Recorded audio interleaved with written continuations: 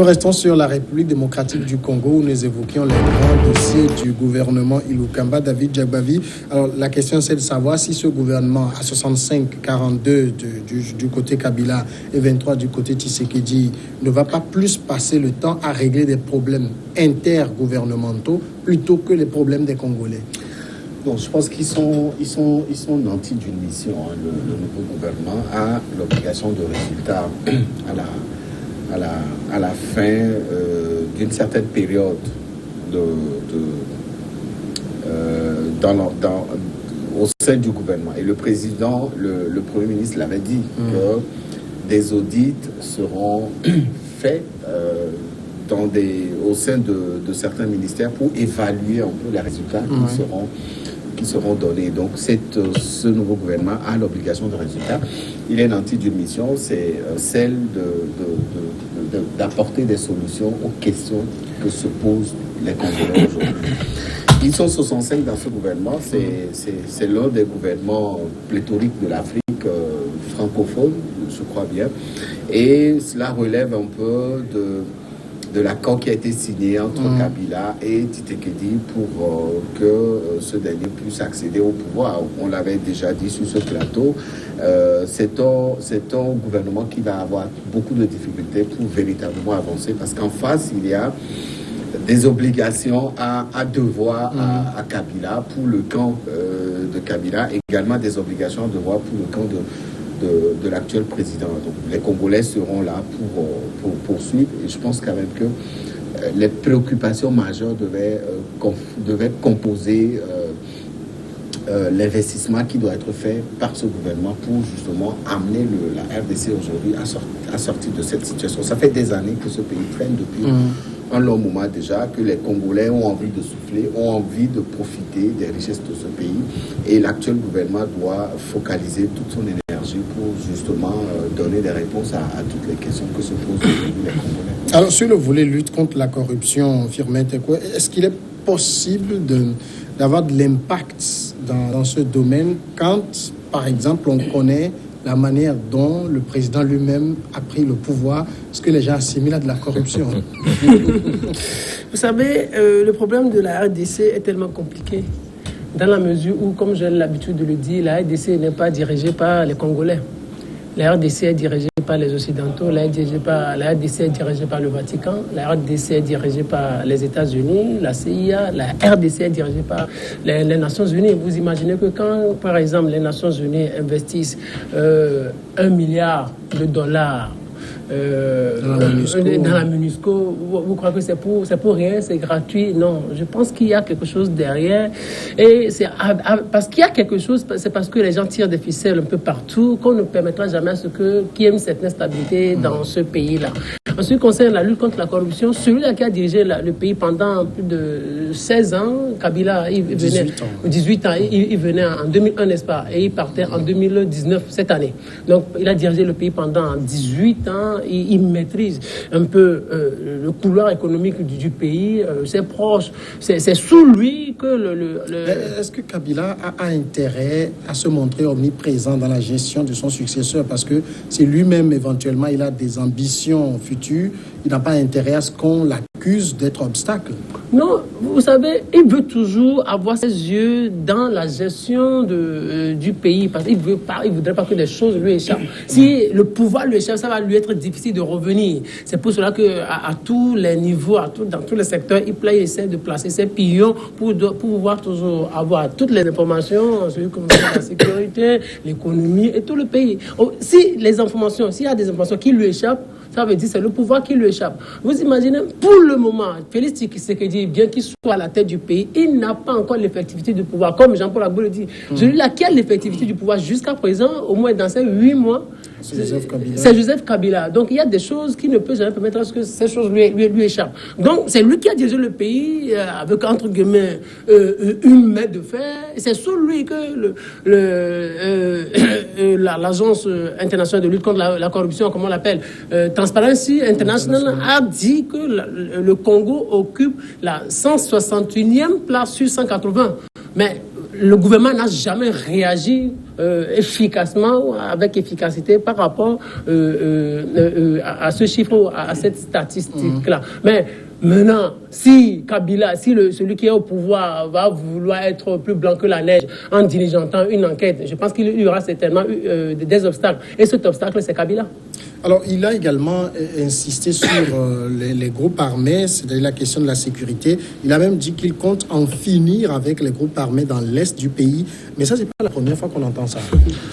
Non, c'est une région, en tout cas, je lui souhaite beaucoup de courage parce que c'est une région où règne l'insécurité, l'instabilité. Son prédécesseur s'y s'est essayé, mais sans grand succès. Donc, apparemment, il y a une volonté de lutter contre ces groupes armés, mais les résultats, c'est pas garanti parce que ces groupes armés sont soutenus, financés, justement armés par les pays voisins et par des puissances occidentales parce qu'il y a de gros intérêts économiques en jeu. Ce dont il est question souvent dans ces zones, ce n'est même pas des questions politiques. Les questions politiques, souvent, c'est des prétextes pour ces groupes armés pour continuer à occuper ces zones et à y exploiter des ressources minières sous le regard, j'allais dire, presque complice des puissances occidentales et africaines qui sont dans ces zones. Donc, je ne pense pas que les résultats de cette prétendue lutte vont être différents de ceux que le régime Kabila a connu. Et puis, un point également important qu'il a évoqué, et ça me rappelle, ce même point avait été évoqué dans un discours du chef de l'État au Togo, c'est le rapatriement des dépouilles du président, le maréchal Mobutu et Moïse Tshombe. C'est important pour la RDC que un ancien président, par exemple, repose dans son pays. Au Togo, on l'a évoqué depuis rien.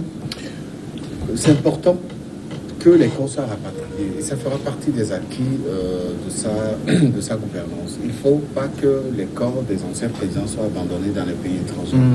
Ça fait partie d'une des préoccupations de ce nouveau gouvernement. Et je pense qu'avec la volonté, ça va se faire. Sous Kabila, il avait été imposé une interdiction au rapatriement du corps de l'ancien président Zaïwa Mobutu. Oui, même Félix Tshombe dans le temps. Il avait catégoriquement refusé, mais aujourd'hui, c'est un nouveau président qui est là. Le corps de Tshisekedi est déjà arrivé. C'est vrai qu'il n'a pas été président dans ce pays, mais il a été une figure de lutte contre le pouvoir de Kabila et de Mobutu. Aujourd'hui, il faut que ces corps reviennent, s'il y a de la volonté politique, que ces corps reviennent et qu'ils reposent véritablement dans leur pays d'origine, afin que les militants, les sympathisants de ces anciens présidents puissent faire le deuil de leur président, etc. Ça fait partie des acquis qui composeront une partie du bilan qui va être laissé par l'actuel gouvernement. Je pense qu'ils en ont besoin pour renforcer la réconciliation dans ce pays. Mais pour Kabila, il fallait comprendre, parce que c'est le Kabila père qui a chassé Mobutu du pouvoir. Donc le fils qui était là, peut-être il avait quelque chose contre la famille Mobutu, donc il ne pouvait pas autoriser cela. Bon, ce qui n'était pas bien, parce que pour pouvoir renforcer la paix, la sécurité ou la réconciliation dans ce pays, il fallait autoriser ou permettre à ce que les dépouilles du maréchal Mobutu soient rapatriées. L'actuel président qui est là, je pense qu'il a une grande responsabilité. S'il veut moins de problèmes, s'il veut plus de réconciliation, plus de paix dans ce pays, il a intérêt à ce que cette dépouille-là soit rapatriée, parce qu'il n'a aucun intérêt à ce que les dépouilles des Congolais restent à l'extérieur. Mais est-ce qu'il y a forcément un dividende politique pour Félix Tshisekedi à faire revenir les dépouilles de Mobutu, de Tshombe? Non, dividende politique, donc je pense que les temps ont évolué. Lui, je ne pense pas qu'il soit trop dans la même logique ou dans l'esprit ou dans l'idéologie de son papa.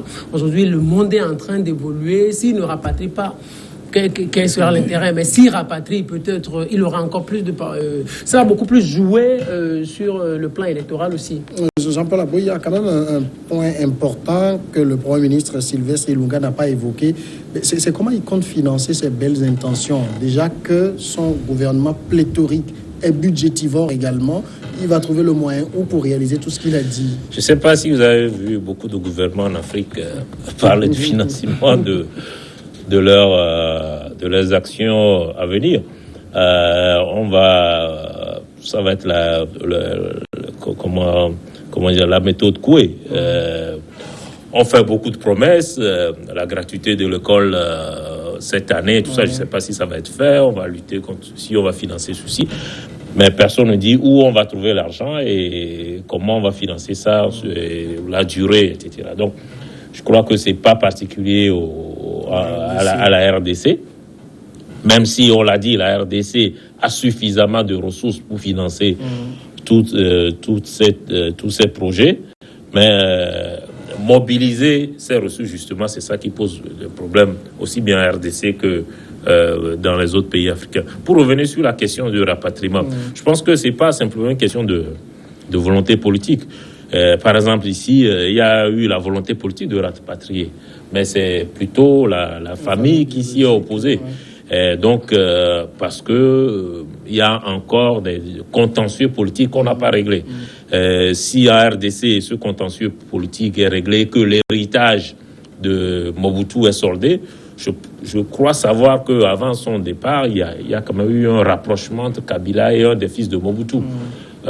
Jusqu'à quel point, je ne sais pas. Mais aujourd'hui, s'il y a effectivement une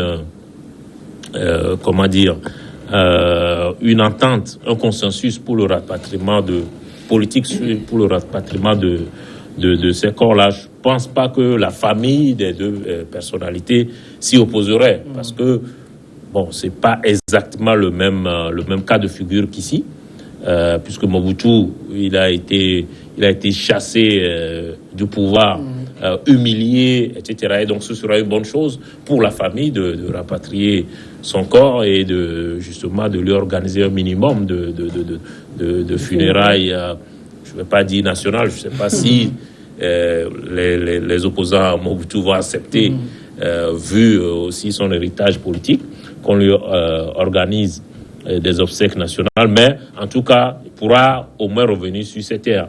Donc, ça reste à voir. Il y a la volonté politique qui est là. Je crois que la volonté de la famille aussi sera déterminante. Second sujet, c'est la religion. Nous évoquons donc cette visite en Afrique, la seconde du genre du pape. Le pape François entame un périple de 6 jours dans l'océan Indien. Il est arrivé ce mercredi soir 4 septembre à Maputo, la capitale du Mozambique. Le week-end prochain, il sera dans la capitale malgache, d'où il fera un aller-retour lundi à l'île Maurice. Il s'agit de son deuxième voyage en Afrique subsaharienne. Dans la capitale de Mozambique et malgache, l'accent sera mis sur la lutte contre la pauvreté et la justice sociale au Mozambique. Une personne sur 2 vit avec 1,90 $ par jour, tandis qu'à Madagascar, ce sont 3 habitants sur 4 qui doivent vivre avec moins de $2. David Jagbavi, ces visites papales, est-ce que ça a de l'impact? Oui, ça a beaucoup d'impact. C'est tout un honneur pour un pays de recevoir ou d'accueillir le pape. Le pape, il ne sort pas tous les jours pour aller visiter des pays. Et quand il choisit des pays, c'est en fonction également de certaines réalités qui sont mises en avant et qui expliquent véritablement le choix de ces pays-là. La Mozambique, le Madagascar sont des pays très pauvres en Afrique. Et donc, la visite du pape, en tout cas, apportera beaucoup de réconfort, beaucoup également d'écoute à l'endroit de la population. Et ça symbolise aussi la place importante qu'occupent ces pays et surtout la religion catholique de ces pays dans les programmes du Vatican.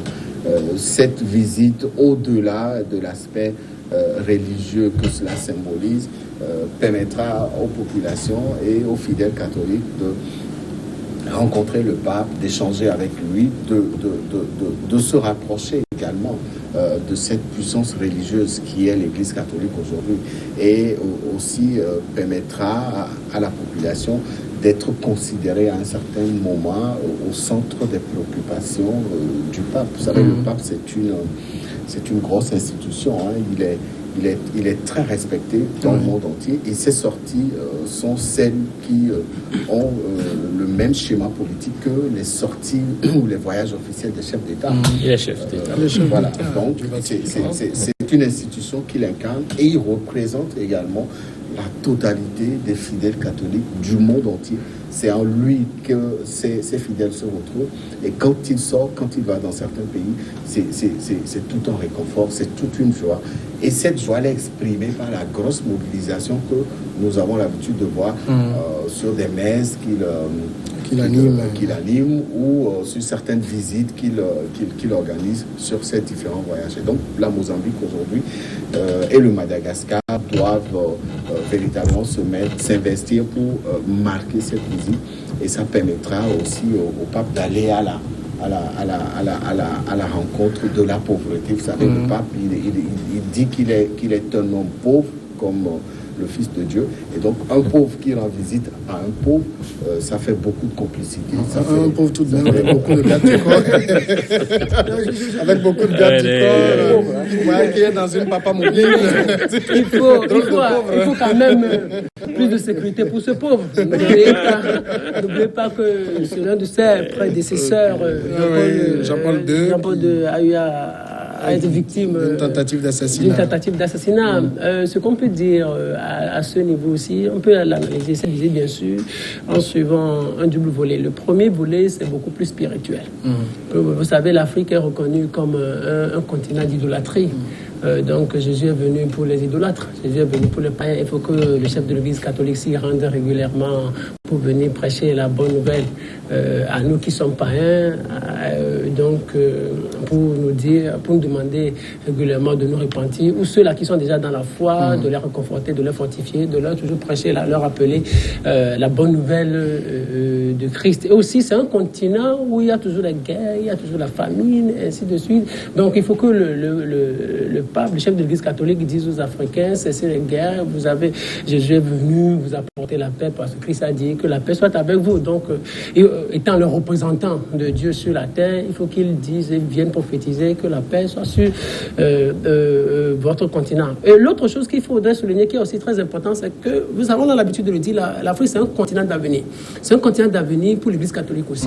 Vous imaginez, mais il y a quand même des chiffres qui montrent que les fidèles sont en nombre décroissant.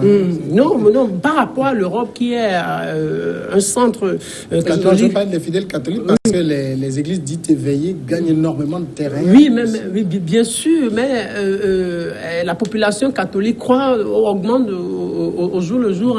Par exemple, il y a un organisme américain qui dit que de 1983 à 2012, la population catholique a augmenté de 57%. 6% en Europe et 283% en Afrique. Vous imaginez, donc c'est une statistique énorme en faveur de l'Église catholique.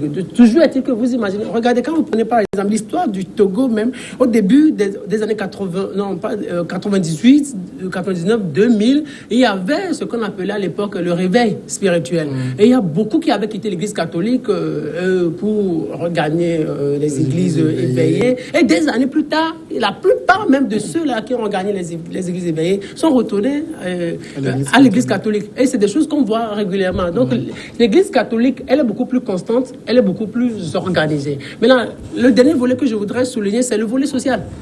David a parlé de la pauvreté. Quand vous voyez sur le continent africain, il y a assez d'œuvres sociales. Il y a des écoles, il y a des centres de santé, il y a des centres de loisirs. Au Togo, par exemple, on a la clinique Saint-Joseph. Au Togo, on a l'école Saint-Joseph. C'est privé, hein.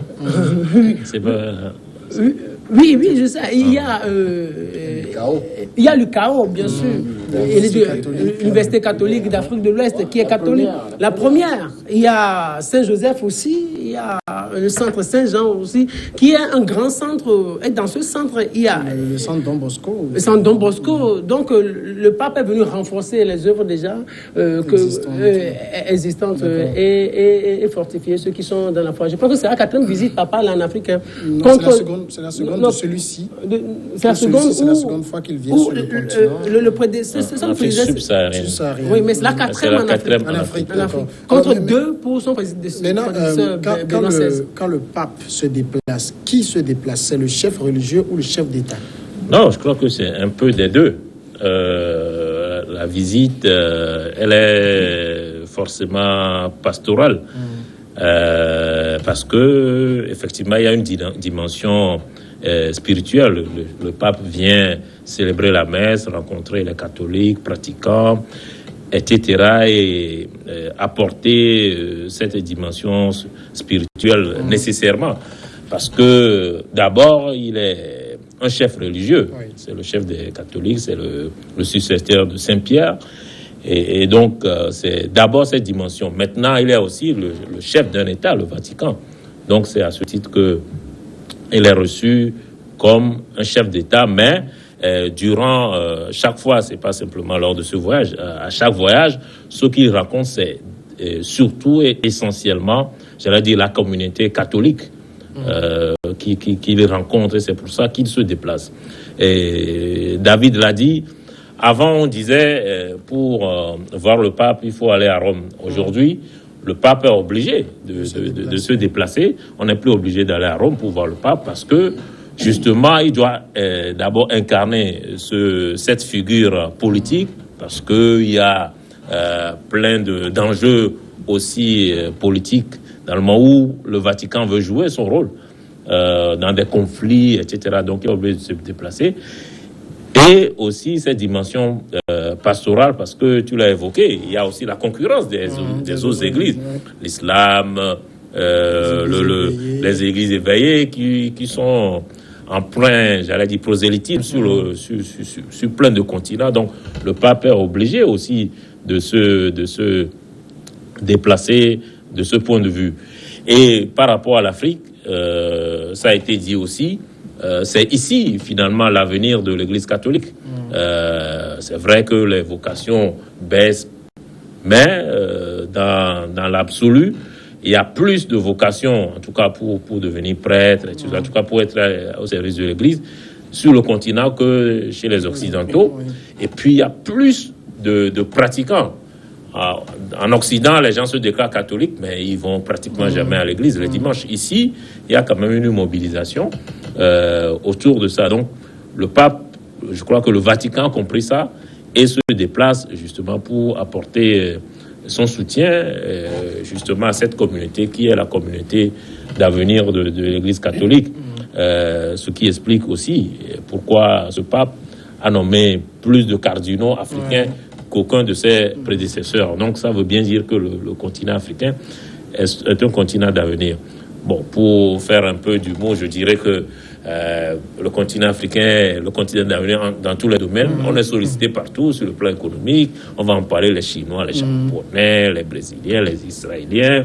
Tout le monde, les grands économistes parlent du continent comme même sur le plan religieux, c'est nous, mais finalement, pourtant, on continue à végéter dans la misère, dans la pauvreté, etc. Donc, oui, justement, maintenant, les visites du pape, l'impact, il est d'abord religieux, ou bien politique, ou bien économique? Les trois. Les trois, parce que, comme je l'avais dit, le pape symbolise l'incarnation de la puissance divine sur terre.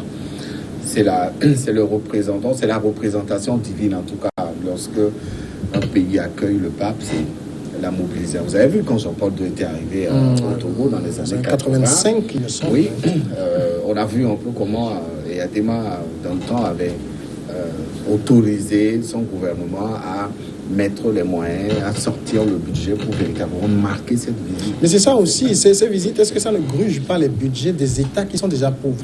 Si vous êtes capable d'accueillir le pape, vous l'accueillez. Si vous n'êtes pas capable.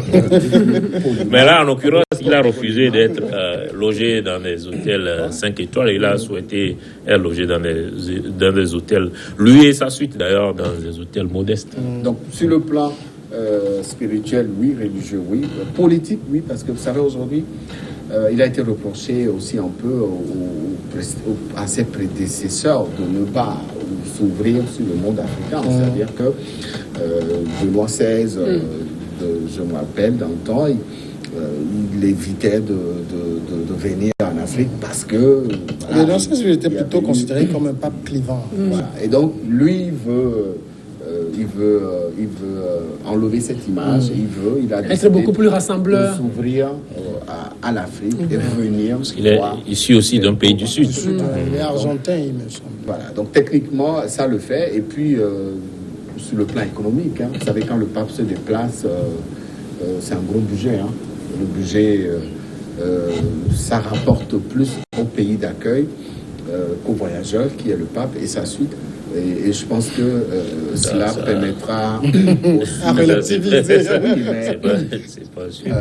il faut quand même comprendre que si ça ne rapportait rien concrètement, au-delà de l'apport politique, religieux, etc., si ça ne rapportait rien du tout, le pape, des pays africains n'acceptent. Moi, je me rappelle quand le pape, et je m'inspire de l'exemple de Jean-Paul II, parce qu'on était encore gamin dans le temps, mais on a quand même vu des images à la télé où il y avait eu une grosse mobilisation, des foulards ont été imprimés, des t-shirts ont été imprimés, vendus très cher, des Qui a imprimé, qui a vendu, c'est ça.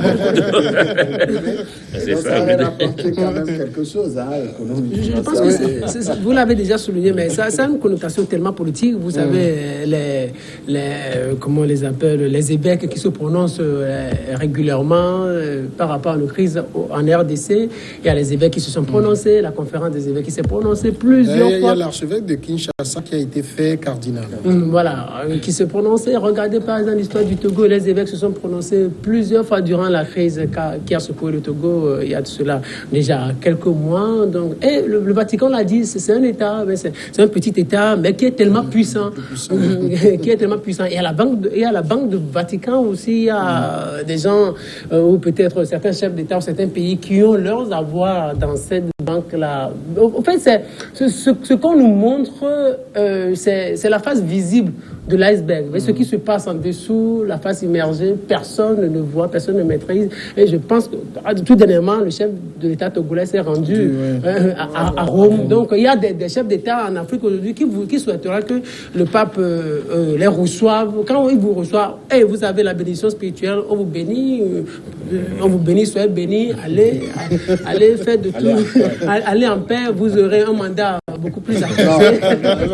Et l'autre chose, c'est la bénédiction politique. Quand le Vatican vous soutient, vous êtes un peu plus à l'aise. Ouais, finalement, le pape, quand il se déplace, qui l'invite? C'est lui-même qui s'invite ou l'État l'invite?